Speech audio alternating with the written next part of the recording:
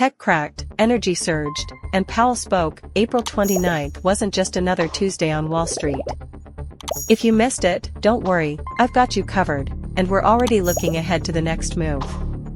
Hey everyone, I'm Wall Street Forecasts, and welcome back to the channel, your daily pit stop for real-world stock market updates with no fluff, no hype, just smart, grounded insight. Today is Tuesday, April 29th, 2025, and it was a day of sharp pivots, mixed signals, and some seriously interesting volume activity. Let's break it all down, and yes, I've got some thoughts on tomorrow's open you won't want to miss. Let's start with the majors. S&P 500 dipped 0.42%, dragged down mostly by megacap tech. Dow Jones managed a slim 0.18% gain, powered by financials and some strong industrial names. And the Nasdaq? Took the hardest hit, down 1.01%, led lower by chip stocks and streaming giants. Biggest S&P movers? Losers. Nvidia dropped over 3% after a bearish note from Morgan Stanley warning of overstretched AI multiples. Netflix also slid 4%, weak international subscriber growth spooked investors. Gainers. On the flip side, Chevron and ExxonMobil surged after crude jumped above $87 a barrel. That move in oil lit a fire under the energy sector. We had a key data drop this morning. Consumer confidence came in weaker than expected, 94.2 versus the forecasted 101.5. That spooked discretionary names and helped push yields slightly lower. But the bigger market mover? Jerome Powell's midday comments. The Fed Chair said, and I quote, "It's still too early to call victory on inflation."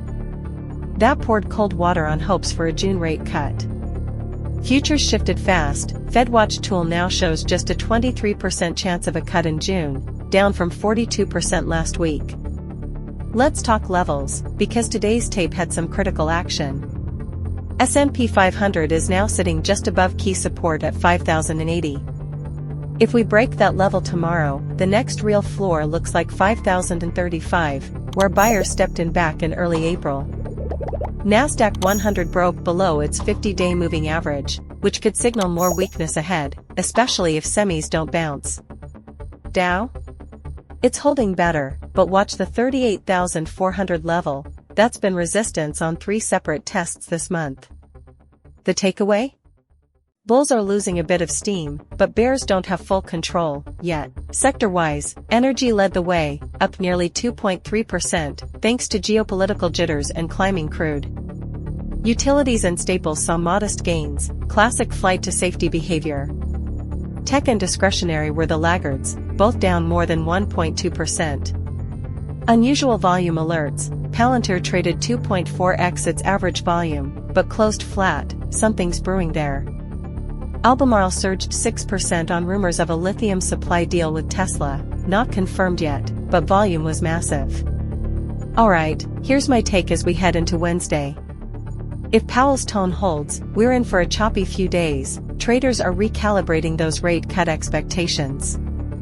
I'd keep a close eye on Treasury yields. If they tick up again, tech will stay under pressure. That said, I'm watching for buy the dip action in semiconductors, maybe not tomorrow. But if we get one more down day, I think funds might step in. Also, earnings season is far from over. We've got Apple and AMD reporting Thursday. So don't expect calm waters yet. My play? Staying nimble, tight stops, and watching defensive sectors for relative strength. If you found this breakdown helpful, hit that like button so YouTube knows it too, and if you're not subscribed yet, go ahead and fix that. We do this every trading day, no BS, just straight market talk. Drop a comment. What's your game plan for tomorrow?